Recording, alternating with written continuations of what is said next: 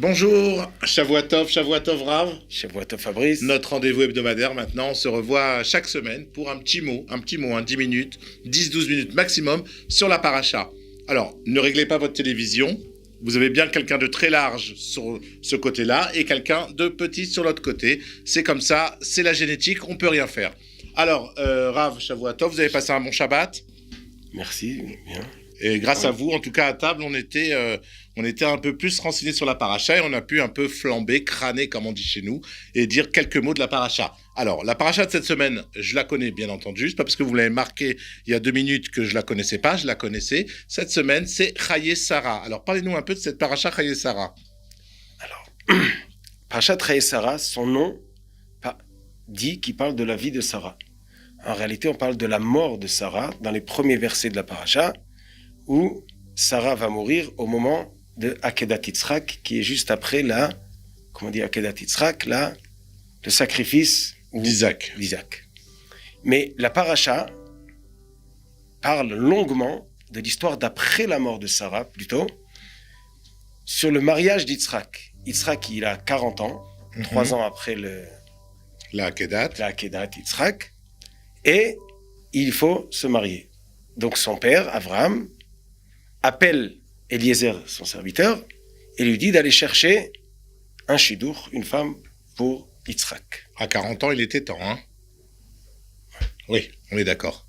Si la Torah nous le dit, c'est que c'était le temps.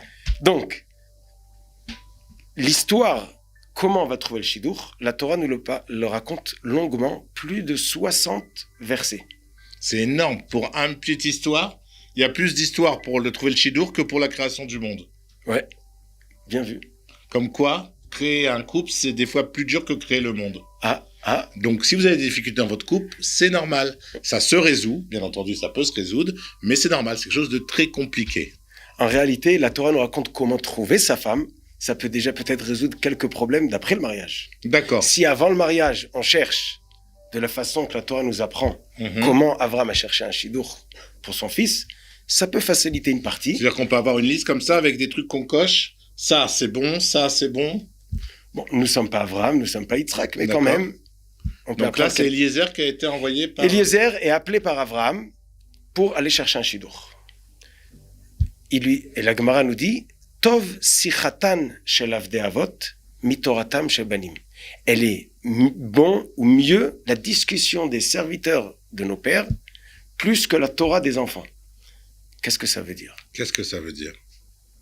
Oui. Il y a quelque chose à comprendre, à étudier dans une discussion des serviteurs de nos pères qui peut nous apprendre pour les enfants, pour toutes les générations, peut-être avant même notre Torah, pour nous apprendre, avant d'accomplir la Torah encore, déjà, on a à apprendre de comment le serviteur d'Abraham comprend ce que son maître lui dit et comment il agit.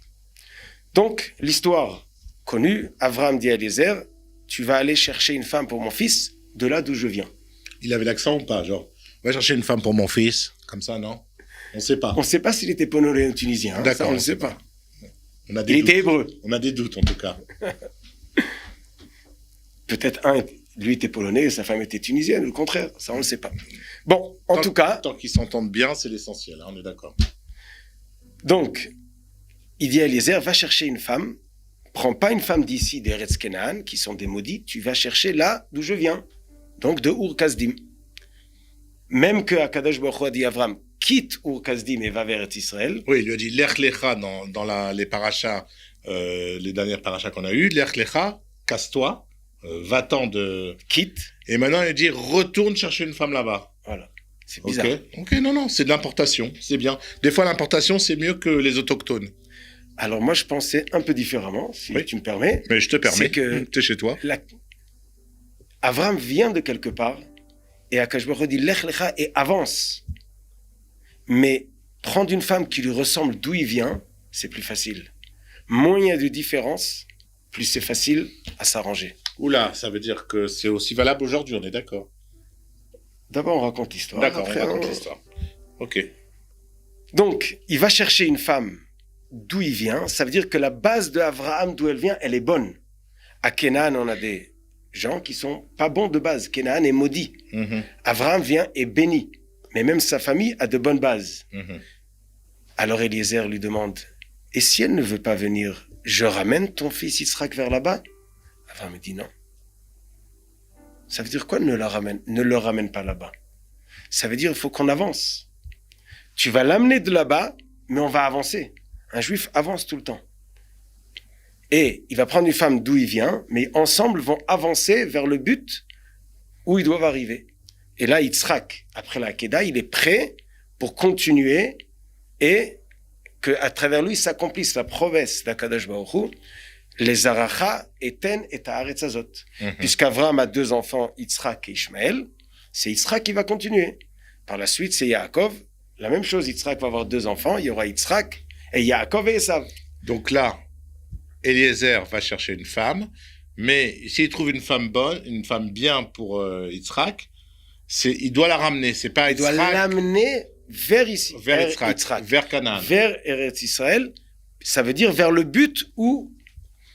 Il faut la faire avancer, pas Voilà. faire reculer Yitzhak. Exactement. Très bien. Dans chaque shidur, c'est la question. Est-ce que l'un va faire avancer l'autre ou l'autre va faire reculer l'un? Très bien. Donc, Eliezer va chercher une femme. Où il va la trouver? Comment cherche un shidur? Première chose, tfila. Il prie à Akadosh Baruch Hu, trouve-moi la femme pour la fille, pour le fils de mon maître. Ça veut dire qu'il veut une femme qui est dans le sens de là où mon maître y cherche. C'est-à-dire, déjà, il rentre dans le couple la présence divine. C'est-à-dire que s'il demande l'intervention par la prière, c'est que déjà le couple, c'est pas 2 personnes, mais c'est 3. C'est Hachem, l'homme et la femme. Tu vas plus vite que... La Comment? musique, ouais, on m'a toujours dit ça. Déjà au sport, quand j'étais petit, j'allais très très vite. Bon, maintenant beaucoup moins, hein, à cause des problèmes de surcharge pondérale, mais bon, c'est une autre histoire. Alors, chaque chose qu'un homme fait ou commence ou veut réussir dans la vie, il demande de l'aide à Kadosh Baruch Hu. Mais dans le Shidur, on voit qu'il y a plus que ça. C'est que, première chose, il va prier et il va dire à Kadosh Baruch Hu, trouve-la moi. Ça veut dire que celui qui cherche tout seul, pas grand chance de trouver. Après qu'il la voit, il va regarder sa conduite. Elle fait du chesed, elle va lui donner à boire à ses chameaux, comme c'est marqué dans le verset. Il va voir ses midotes. Mais après, il y a encore une étape. Elle lui dit, viens, on va voir mes parents. Eliezer va à la maison, chez la famille de Rivka. Et là, il lui propose à manger. Il dit, je ne peux pas manger. D'abord, je vous raconte ce que j'ai à dire. Il a un long discours.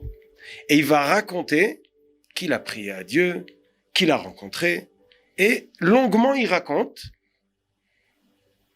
Et à la fin, Bethuel, le père de Rivka, il dit, ah, mais Hachem yatsa hadavar.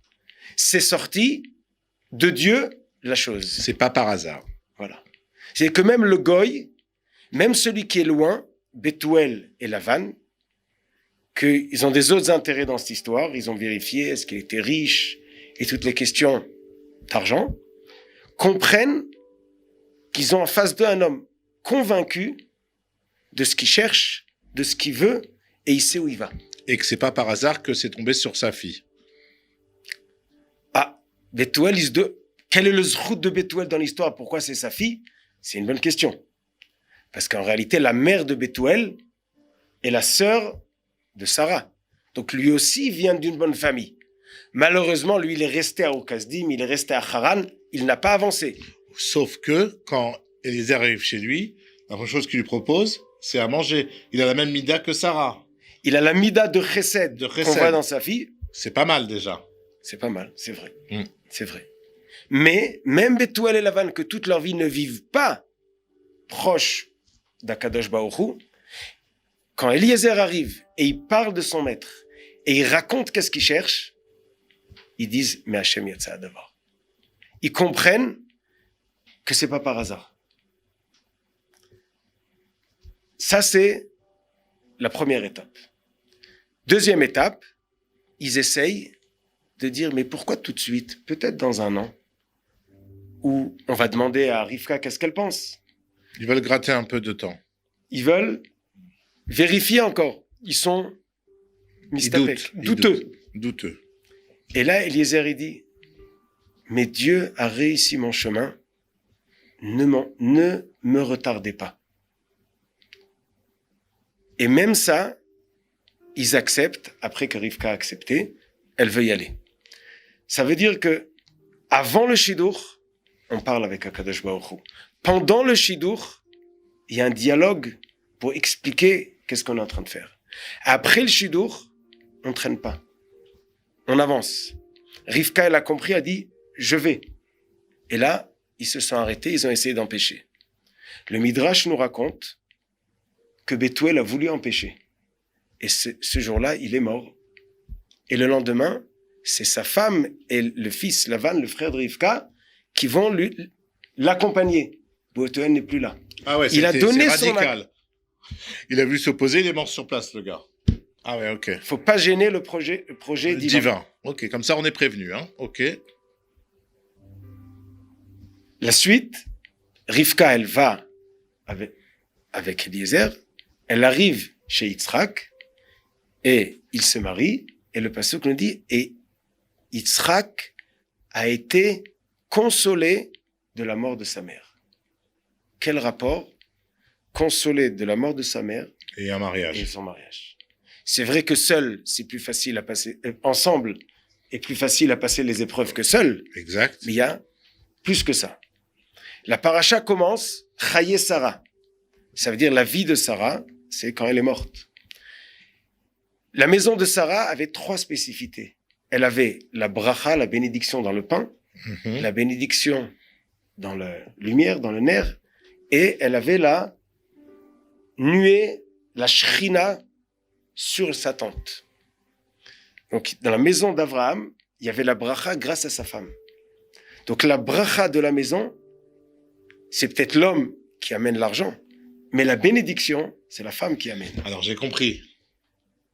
C'est-à-dire que maintenant qu'il y a une femme sous le toit, elle va reprendre ce qui était la vie de Sarah, Chaye Sarah, la lumière, le pain et la shrina. Exactement. Mais pas une femme, la femme. Rivka. Il faut que la femme qu'il a choisie, elle ait les mêmes midot. Elle arrive à combler ou à remplir le vide. Et la consolation de la mort de sa mère, c'est au moment qu'il voit que le vide a été comblé. La shrina est venue. Comme tu nous as dit avant, il y a l'homme, il y a la femme et il y a la shrina. C'est pas seulement qu'Akadosh Baruch Hu aide, il est au-dessus. Le pasuk nous dit Moshiv yechidim baita motzi asirim bakosharot. Ça fait beaucoup de mots en hébreu. Ça fait beaucoup de mots. Ouais. Je vais le dire en un mot. Ouais. Prendre 2 personnes, les mettre dans une maison, c'est pas si facile que ça. Il nous faut Dieu qui met la shrina pour résider, pour garder le shalom dans la maison. Shalom, qui est le nom de Dieu, c'est ce qui permet que la maison tienne. C'est-à-dire qu'en cas de divorce, on perd la shrina? Oui, malheureusement. Alors, un divorce... Parce que la shrina est partie ou parce qu'il y a le divorce, la shrina part? Est-ce que la poule avant l'œuf ou l'œuf avant la poule? C'est ça l'histoire. Quand 2 juifs se disputent, déjà la shrina quitte. Si la shrina quitte, bien sûr que 2 juifs ne pourront plus s'arranger ensemble. Notre devoir, c'est de prier avant, prier pendant, tout le temps. Et encore une chose qu'on apprend de l'histoire d'Eliezer, c'est qu'Eliezer, il va chercher le shidur, il fait tout ce qu'il peut faire, et au moment où il voit Rivka arriver, le pasuk nous dit, Eliezer s'arrête, il est macharish. Macharish, encore un nouveau mot. C'est quoi le mot macharish? On ne connaît pas. Ça veut dire, il s'arrête, il attend, il se tait, comme cheresh. Pour un mot, hein. Macharish. Macharish, Hachem cheresh, il n'entend pas. Ah oui. Mais en réalité, c'est pas qu'il n'entend pas, c'est qu'il s'arrête pour écouter. D'accord. Lui se tait pour permettre de voir et de comprendre ce qui se passe. D'un côté, il fait le pas d'aller chercher. D'un autre côté, il s'arrête de voir est-ce que c'est réellement la femme qui convient. Une femme, c'est peut-être, mais est-ce que c'est la femme qui convient? Okay. Et on est convaincu, ou le pasuk nous dit que c'est la femme, que quand elle rentre dans la maison, dans la tente où Yitzhak l'a fait rentrer, et il voit la nuée, la shrina qui descend, et là, Vayinachem achareimo, il est consolé de la mort De de, la mort. 67 psukim dans la paracha, chapitre 24, pour nous apprendre comment se Trouver. crée le peuple juif. Ok. Comment on passe de la promesse qui a été dite par Dieu à Abraham, de ta descendance, il va être le peuple juif, ils auront Eretz Israël, c'est pas avec n'importe qui. Il y a un chemin ou une ligne à tracer ou à prendre pour, Be'ezrat Hashem, réussir. Et si tu demandes est-ce que c'est vrai aujourd'hui, Est-ce que c'est vrai aujourd'hui?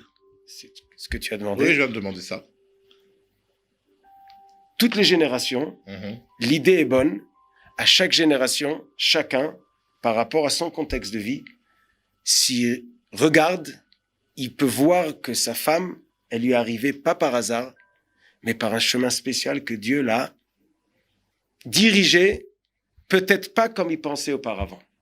Mais, je finis avec une petite phrase, Dieu doit être présent pas seulement jusqu'au mariage. À partir du mariage, pour que ça continue bien, il faut continuer à investir et à vérifier et travailler et de garder la possibilité que la Shrina reste sur le foyer. sur le foyer. Merci beaucoup, Rav. Alors, Shavua Tov, Shabbat Shalom, et on se retrouve la semaine prochaine pour la prochaine paracha qui sera Toldot. Si Dieu veut. C'est bien ça, Bezrat hein? Hashem. Alors, à la semaine prochaine. Bye.